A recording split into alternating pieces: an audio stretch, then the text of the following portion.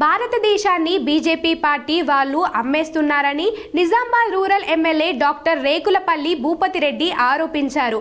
నిజామాబాద్ నగర మేయర్ హిందూ మహిళలనే ఉంటుందని rural MLA అన్నారు. నిజామాబాద్ కార్పొరేషన్ పరిధిలోని మాధవ్ నగర్, పాంగ్రా, బోర్గాం డివిజన్లో మొత్తం 2 కోట్ల నిధులతో అభివృద్ధి పనులకు రూరల్ ఎమ్మెల్యే రేకులపల్లి భూపతిరెడ్డి మంగళవారం శంకుస్థాపన చేశారు.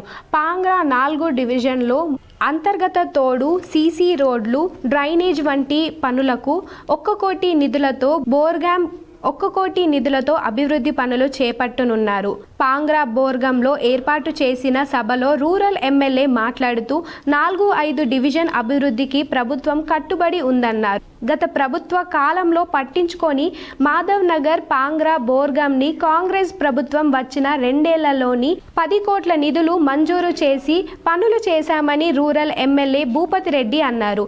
మహిళల అభ్యుదయమే కాంగ్రెస్ పార్టీ కట్టుబడి ఉందని అన్నారు.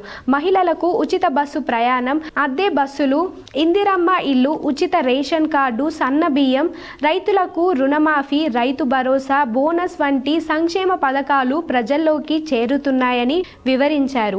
4-5 డివిజన్లో ప్రాంతాల అభివృద్ధి తన లక్ష్యమని తెలిపారు. 5వ డివిజన్లో ఉన్న గూడెం ప్రజలకు సౌకర్యం కొరకు త్వరలో సీసీ రోడ్ల నిర్మాణం జరుగుతుందని అన్నారు.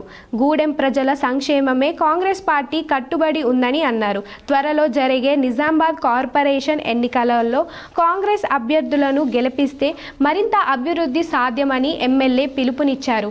కాంగ్రెస్ పార్టీ నాయకులు ఇందిరాగాంధీ, రాజీవ్ గాంధీ దేశం కోసం ప్రాణాలు ఇచ్చారని, గుజరాత్ మోదీ దేశాన్ని అమ్ముకుంటున్నాడని విమర్శించారు.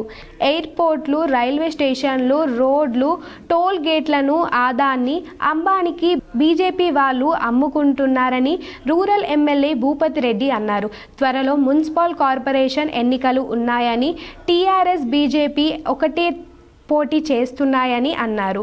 బీఆర్ఎస్, బీజేపీని నమ్మి ఓటు వేసి నిజామాబాద్ కార్పొరేషన్ అభివృద్ధి చెందనని అన్నారు.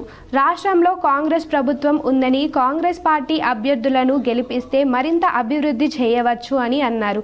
ఈ కార్యక్రమంలో ఏఎంసీ చైర్మన్ ముప్ప గంగారెడ్డి, కాంగ్రెస్ పార్టీ సీనియర్ నాయకులు Bhumareddy, PCC delegate Shekar Goud, PCC కార్యదర్శి భాస్కర్ రెడ్డి, 4వ డివిజన్ అధ్యక్షులు తరుణ్, 5వ డివిజన్ అధ్యక్షులు శేఖర్ రెడ్డి, యూత్ నాయకులు ఉమ్మాజీ నరేష్, మాజీ ఎన్డీసీ బ్యాంక్ ఉపాధ్యక్షులు